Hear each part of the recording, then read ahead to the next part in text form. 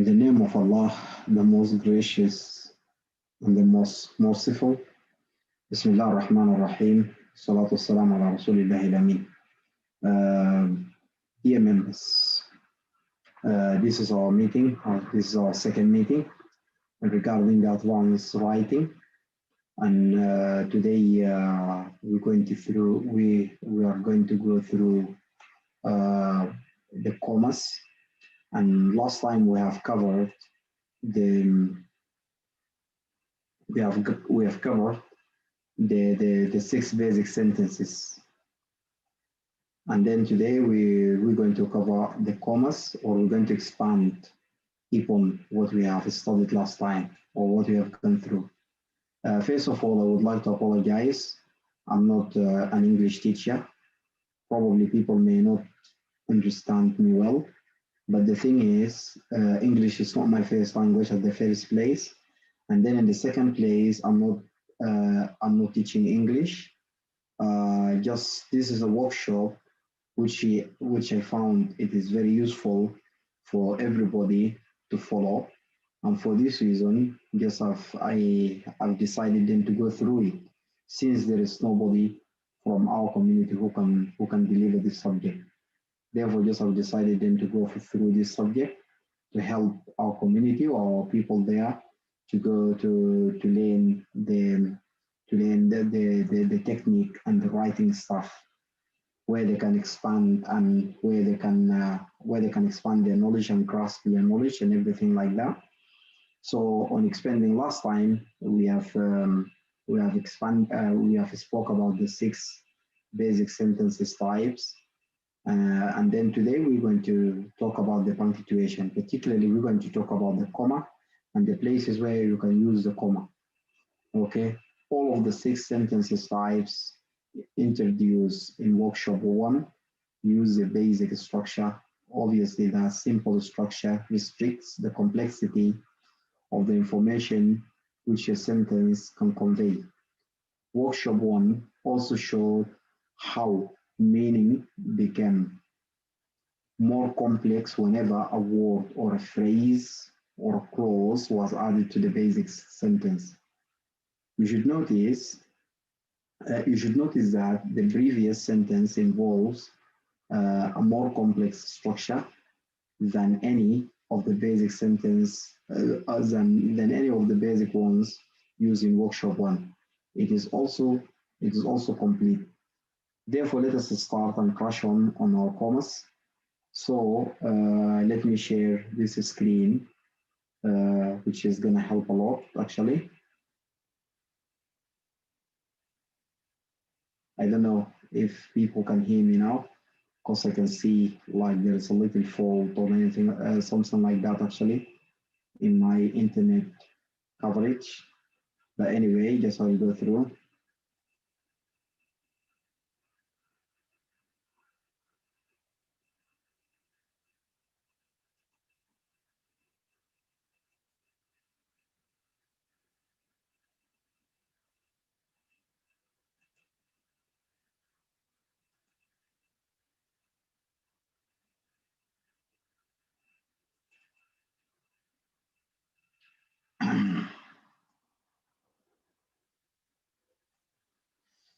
Come on, ladies and gentlemen. First of all, we are a Sudanese Research and Knowledge Forum. This is our new name, actually, because we have had like previously we have had like a lot of name, but eventually just we have to settle onto this name, which is called Sudan Research and Knowledge Forum, because in Sudan there is many organization or non-profit organization who are serving and working on research as well. Therefore, to avoid the plagiarism and copy the names, we have decided then to call ourselves as a Sudan Research and Knowledge Forum. This is the most important things, actually, because we have the names can tell a lot about what you're doing. Therefore, just we deal with the research and knowledge, because research and knowledge is a broad context. There is a lot of stuff actually under that, which is like the innovation and anything like that. Therefore, let us crack into our topic then directly because we have like 19 slide in this presentation. And then by the end of the day, just I will put this presentation actually in our group there. You can follow the link and then you can go to that group, to our group, to our Facebook group. You'll find this topic or those information under file and then in the same time under unit in the same group. This presentation will be made available actually for everybody to go through it who's a member in the group. But now, just what I will do, just I'll go through some explanation. I may be able to finish the presentation today, but the thing is, just I will go through faster through some stuff that you know, and then I will leave you to read the rest, actually, the rest of the details actually from the presentation. Advanced writing training, workshop 2. Today we're going to deal about comma, but before that, just there is a amazing things actually has been mentioned before. Writing should have intellect and some revolution, some brain, food, and clarity. Intellect and clarity go together. Clarity gives intellect brevity. That's somebody's called Johnny Mitchell, and that was 171 February. Therefore, expanding the basic sentences, types, and using punctuation. And one of the most important punctuation is a comma.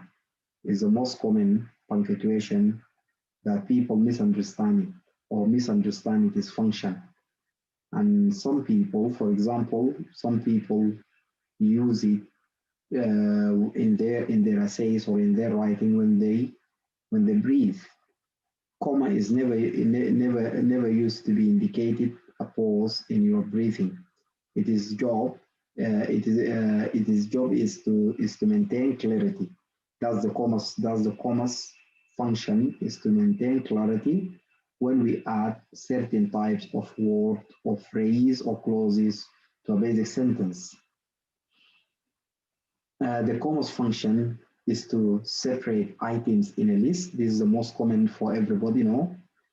Sets of introductory and non-restrictive information from a main clause and eventually or finally serve to coordinate and subordinate information related to the main clause. This workshop, I mean, the workshop is being designed, the workshop designers that have designed it to focus on the commonest situations where commas are needed. Yeah, because there is many types, there is many essays or writing you can use commas for different purposes. But here, just the way that it uses for academic writing, no more than that. Therefore, the first function, which you say is separating items in a list. So a list can consist of three. That's mean in English, the list can be consist of three.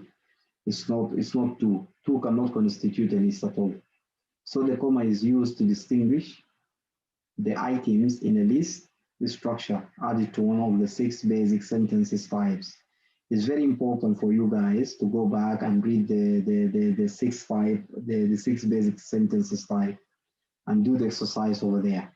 Therefore, typically, list items can be consist of adjectives or adverbs. And then a list is not a grammatical term here. I'm not going to teach you grammar. That's your job. A list can also involve longer phrase or clauses because we have phrase and clauses as well in English, and we have adjectives and adverbs. Therefore, the adjectives or an adverbial phrase describes or modifies a noun or a phrase which works as a noun. This is a modifier, that's the adjective. And then adverb as well is a modifier and adverbial phrase as well.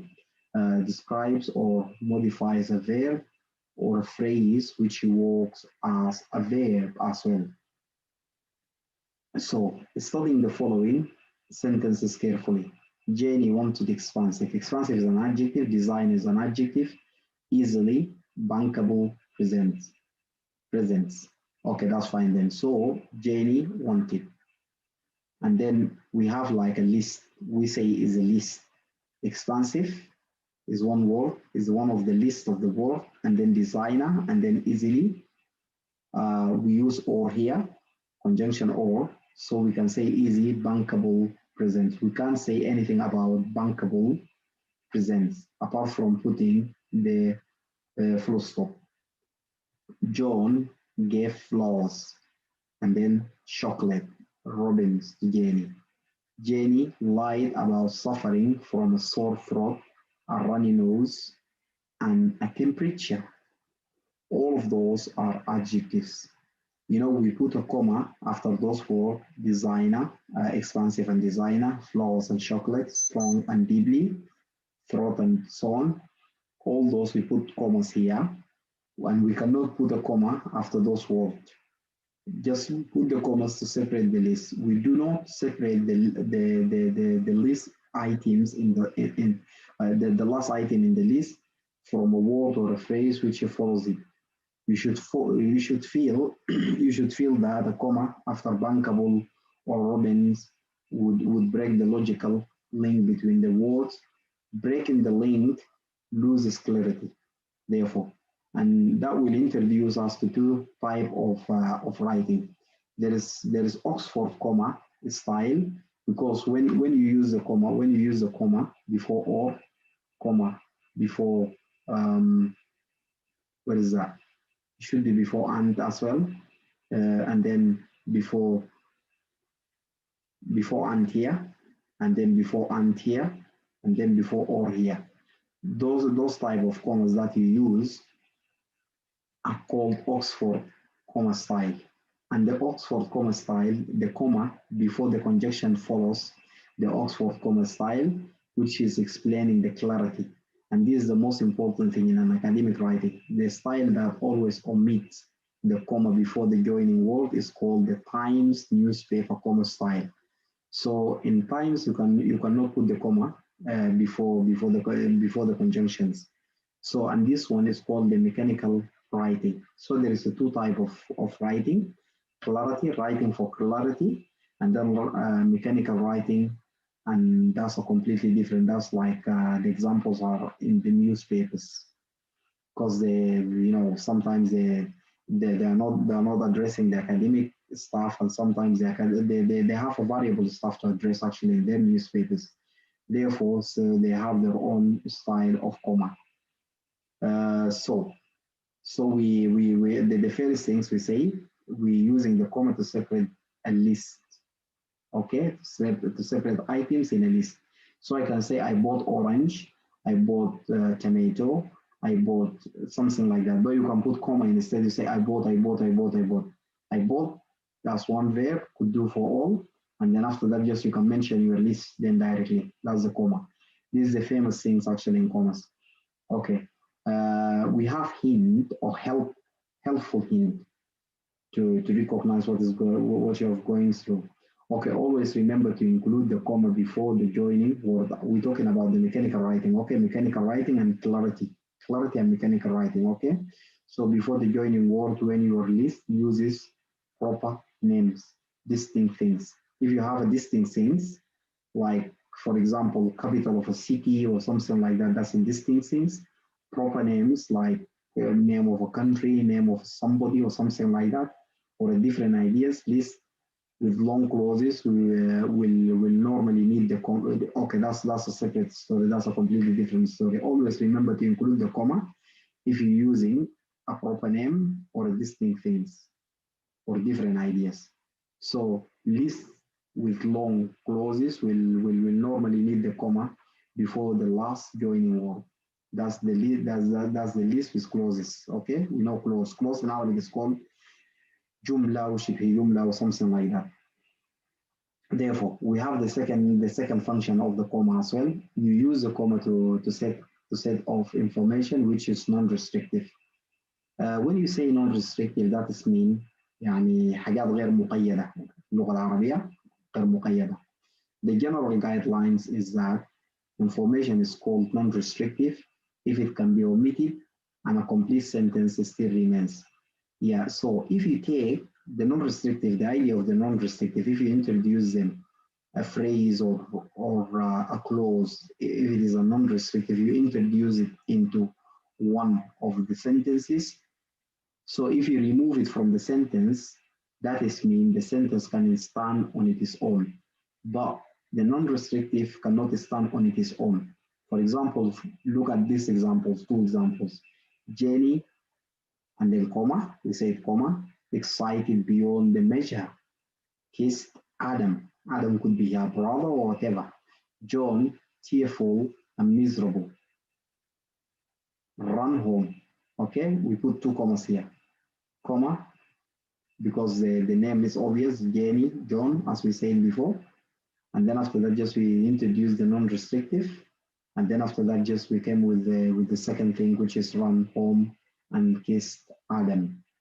We put the phrase excited beyond the measures and tearful, miserable between commas because they are non-restrictive clauses. Those are non-restrictive clauses. We put them between two commas because they are non-restrictive commas. Jenny kissed Adam is a complete sentence, so is John run home. Yeah, because if you say Jenny kissed Adam and you took the non-restrictive, the meaning will be complete. Other than that, if you remove the non-restrictive, the meaning will be complete as I mentioned that. And if you leave it, it will add like extra modifications or anything like that. Another example, I say it without meaning to be facetious. Facetious, for those who speak Arabic, is marah, طريف, jamil, something like that. طريفي, طريف, something like facetious. Okay, so we put that our tutor consider as genius. We put the phrase without trying to be facetious between commas because omitting it leaves a complete sentence as well as the previous examples. So we have in non-restrictive, we have two situations. The one situation is a non-restrictive. We can omit that. And then you can rewrite this one as well in a different way. So we can say there is another thing is called an appositive is a noun. Okay, an appositive.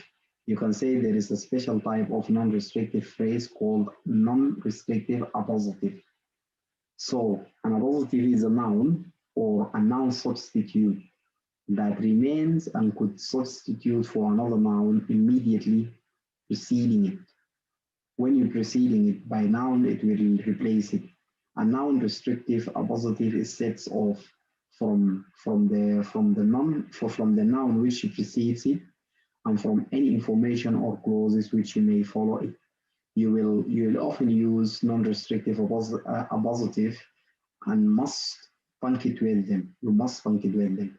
And this is the one.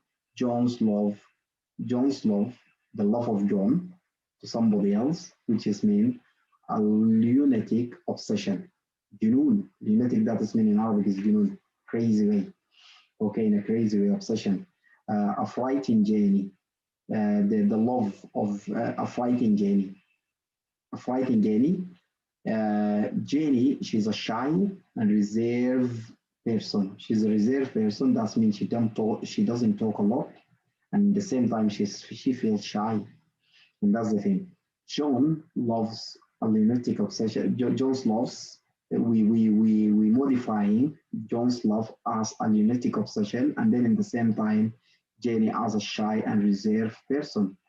A complete sentence still will remains after the non-restrictive or positive are removed. If you remove the lunatic obsession and then a shy, reserved person, you can say John's love frightened Jenny. John's love frightened Jenny. That's the thing. Note, non-restrictive are in bold. All those are the non-restrictive words or phrases are in bold. Sorry, just I put that notice actually for you because I'm going to leave this presentation for you then to read through, providing that I have finished the explanation. The third case of using the comma is you can use the comma to join an introductory phrase or clause to any of the 6 basic sentences structures. Remember guys, we're using the 6 basic sentences in our first lesson. Therefore, those 6 basic sentences, you can expand them by using the comma to separate them or do whatever. So when we add information to basic structure, we then call that structure the main clause. Study the following example. Although feeling confused and unhappy, John wanted Jenny. So we have although feeling confused and unhappy, that is introductory phrase. You can use it. You can omit it as well. If you omit it, the meaning is still complete. John wanted Jenny. That's the most important thing for us. Putting a comma after although feeling confused and unhappy because the phrase is incomplete and cannot stand on its own, as its function is to modify some information in the main clause. John wanted Jenny. However, the latter, I mean the John wanted Jenny, that's the main, the latter is a complete sentence. That's a complete sentence. Also, the introductory clause could work as a non-restrictive information by rewriting the sentences above. It's not below, sorry for that, it's above. There are the sentences above. Let me,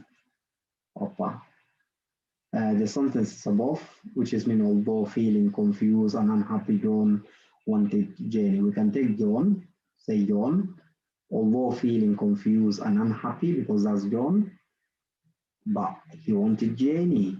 That's the way. That's the way how you can paraphrase or you can transfer somebody's writing to your writing, and then after that, just you can reference it. Is one of the ways actually. So you can play with those phrases, introductory phrases, to close. But be careful. That's not always the case. So Jenny, although feeling confused and unhappy, wanted Jenny. That's John. Hint: when a word or a phrase can be moved to different places in a sentence without confusing its meaning, without confusing its meaning, as in the above example, that movement signals that the phrase is likely non-restrictive.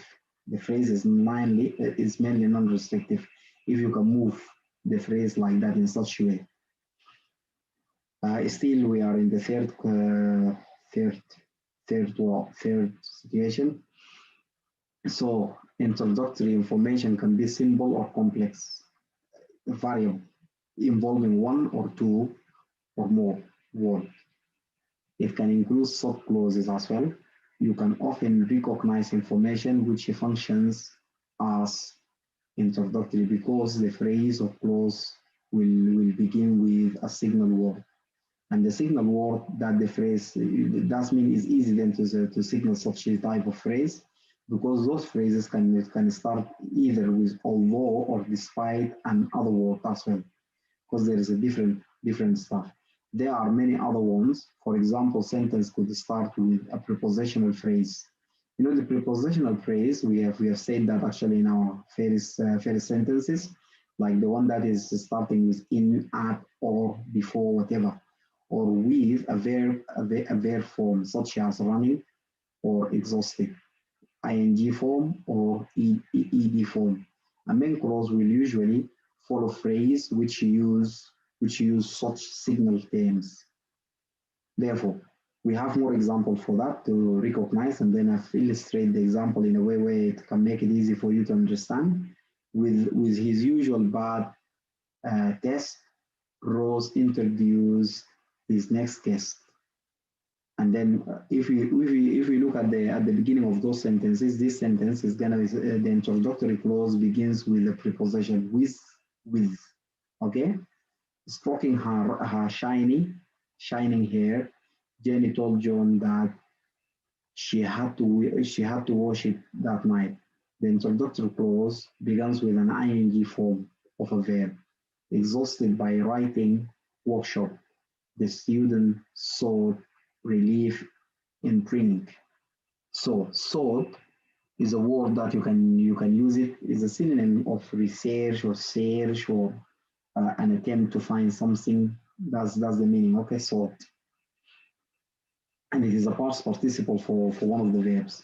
When the sun, a red ball. When the sun, a red ball on the horizon, drop from the sky, darkness quickly fell. Oh, that's setting the sense, isn't it? Ah, okay. The introductory clause is non-restrictive here. Is non-restrictive a positive. Okay, each of the introduction, if each of the introductory clauses in the above examples could be moved elsewhere in the sentences. However, if the meaning cannot be changed, that's the thing. That's the only condition for that. Okay. Therefore, we have situation number 4. Situation number 4, we have you can put the comma before a coordinating conjunction, and this is the most important thing. You can put a comma before coordinating conjunction when you want to join main clauses together. If you have like two clauses or more than clauses, you want to join them together, you can use as well, you can use conjunction, coordinating conjunction. And the coordinating conjunction is going to be like but, nor, yet, so, and far, and, or, all those stuff. But be careful. Coordinating conjunctions can also perform other different joining functions in a sentence. That's likewise the other English word. So they have like different functions. For example, you may recall from the workshop 1 that the word for can be used at the beginning of a prepositional phrase. So that the sentences can be done or can be created by what? By adding a prepositional phrase. While the word so could function as an introductory word, okay, as could the word yet and but. So all those words, yet, but. So conscious writer takes care not to confuse their function. You should consider, can you consider the following examples that are coming up? So John telephoned Jenny and he asked her out to a movie. He asked her out to a movie. Jenny liked John, but she was strongly attracted to Adam. Jackie, look at the commas where we put them, okay? Jackie was attracted and willing, yet there's a comma, yet, or John she held no appeal.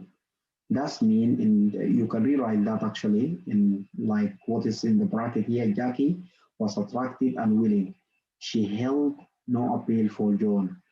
After drinking Erin Brew, John did not recognize the ten for his street, nor did he realize that he had done so.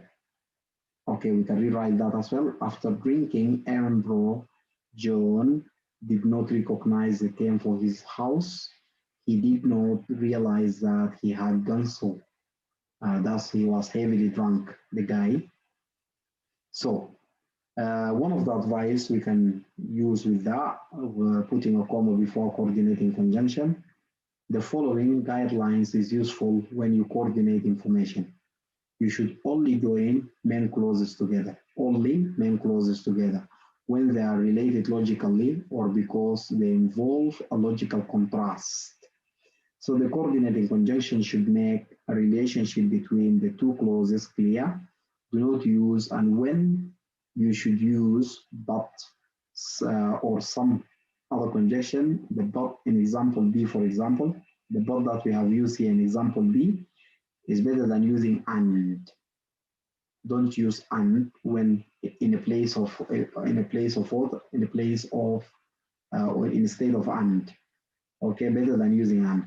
Okay, again, warning again, that's some advice, and this is a warning. Joining two main clauses together without the coordinating conjunction produces a sentences error called a comma splice. So the comma splice is a bad thing. And then look at these sentences, they're coming up. Okay, John telephoned Jenny. He asked her out to a movie. We say joining two main clauses together without the coordinating conjunction produces a sentence called splice. Okay, like this one. John telephoned Jenny. He asked her out to a movie. Johnny, because you should have said here and I think so. And then Jenny like John, but because you put like this one as well. But she was strongly attracted to Adam. He often purred and broke wind. Wow, awful. Jenny was tired of John's fixations. Okay, fixations here is a word that is like if you're doubt, no, it's not doubt, but in Arabic you can say تثبت أو تعلق تتعلق بشخص وغيره وكذا. Jenny was tired of John's fixations for her. He loves her a lot. And then متعلق بقى شديد. She moved to Sky with Adam. Jenny did not like Sky. John had not. She realized following her there. Okay, in the examples, the comma splices together the main clauses, omitting the coordinating conjunction between the clauses, the clauses forces the reader, the clauses here forces the reader to spend time trying to determine the logical conjunction or connection between the two clauses. It is your job to indicate the logical connections between the statements. Since writers join main clauses together regularly, comma splices will lead to loss of clarity on a regular basis. So there is a bad habit then to follow the comma splices. Okay. Suggestion: there is a special case where you will not lose clarity if you join two clauses together and omit the comma before the coordinating conjunction. Study the following example actually in regard to this rule or to guidelines. John telephoned Jenny and asked her out to a movie. And okay, it is important to recognize that in the example above, the subject of the the first main clause, John can control the verb. Okay, John can control the verb. Okay, in the second clause, ask. Okay, in the second clause, ask, and then John did not did both actions, ask and what, and telephone. We call the phrase and ask her out to a movie is called a dependent clause because its meaning is depend on a subject in the preceding clause. Therefore, I think, ladies and gentlemen, I think we have finished our lectures today or our meeting today.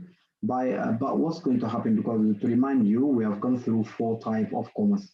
Putting a comma, first of all, we're using the comma, as we said, to separate the list, items in a list, and then we use the comma to set of information which is non-restrictive.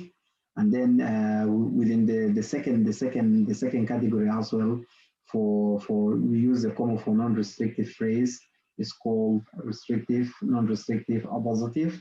And then number 3, we can use the comma to join an introductory phrase or clause to any of the 6 structures. And then number 4, what we say put a comma before coordinating conjunctions. Next lecture we will finish up the commas, and then after that just we will go through the, what can I call it? Let me stop the sharing first. Or before I stop the sharing, let me introduce you to the homework that is being delivered by the course designers. The homework: write one of the following topics. Do not use more than 200 words. Relate to a holiday. I supposed to put 1 and 2. Unfortunately, because I forgot that because I spent all the day actually writing and paraphrasing the stuff here actually to make it easy for people then to understand it.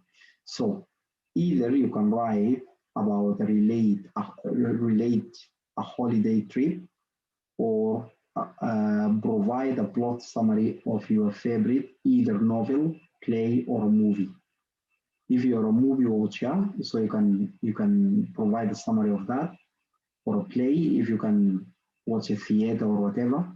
Novel if you can read some books some stuff like that. You can go through that as well, and then you can write your summary. You should use only the writing skills which you have learned so far. The writing skills that we have been is been they have been introduced. They have been introduced by the course designers. You can use them.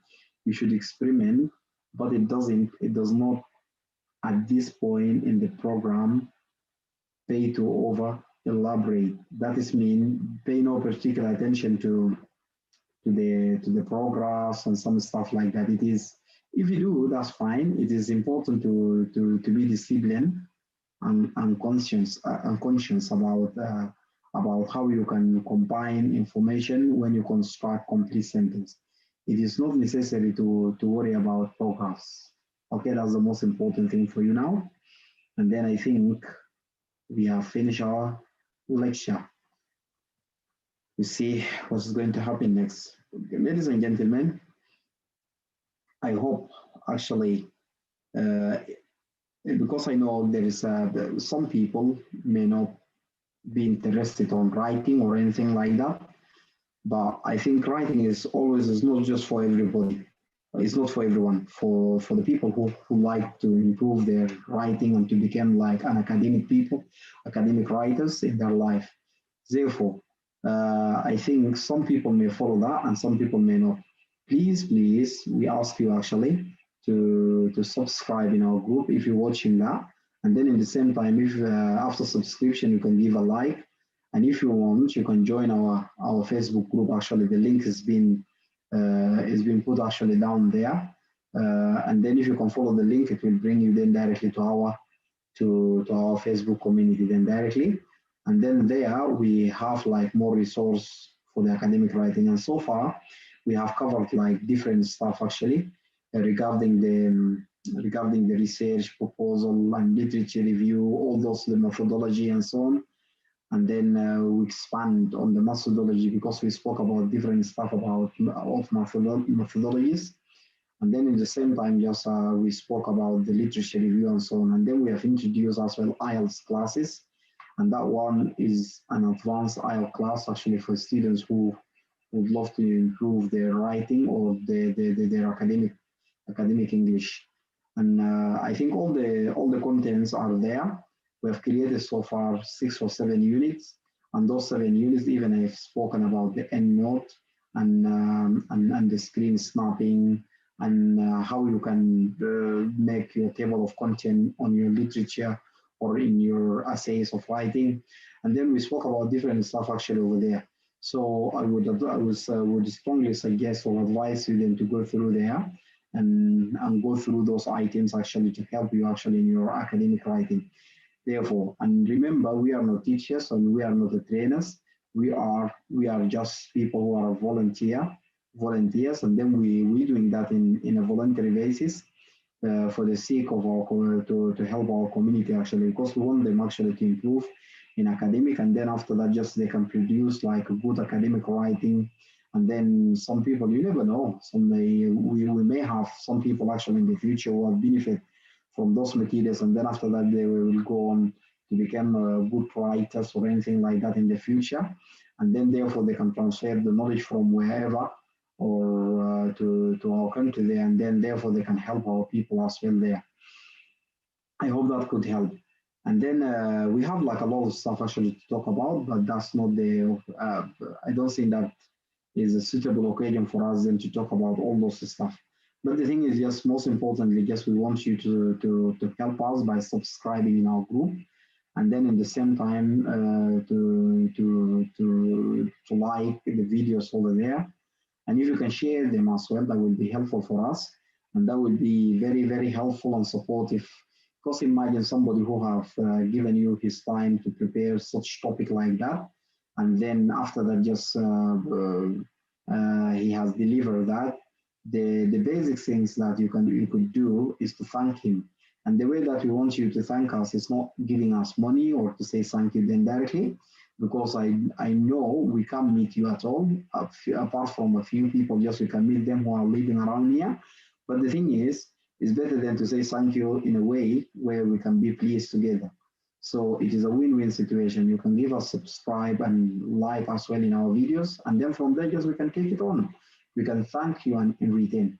But I would like to handle this opportunity as well to thank the group on behalf of the group to thank you for listening, and then in the same time to thank our group as well because they are the one who have initiated that those topics actually, and they have advised us actually to go through the such topic like that to help our own people there. Therefore, we're looking for your cooperations. And if you need, if anybody is willing to deliver like a subject or anything like that, you can contact us.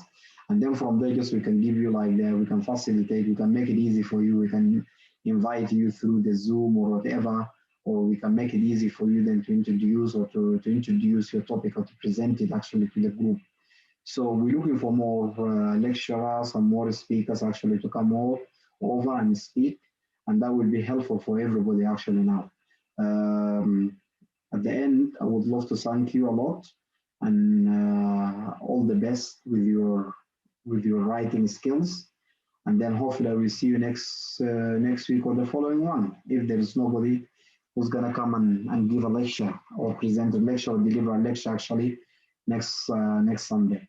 But normally, yes, I think I will I will I will deliver these lectures on Saturday basis on Sunday basis if there is no lectures taking place during this period. But if there is, I think I will replace that or just I will do the meeting later or before actually according to our timetable in the group because I know the admin sometimes they may host some people from outside or they have like some guest speakers who are gonna deliver like such topics or there's a different topics actually in different professions. They can come and give us actually their knowledge and then we can share this knowledge together. Thank you for your listening and thank you for your cooperation. Hopefully, I will see you next time on Sunday if there is no other speaker coming on Sunday. Um, until then, have a good night and enjoy your course. Good luck with your writing skills. Bye.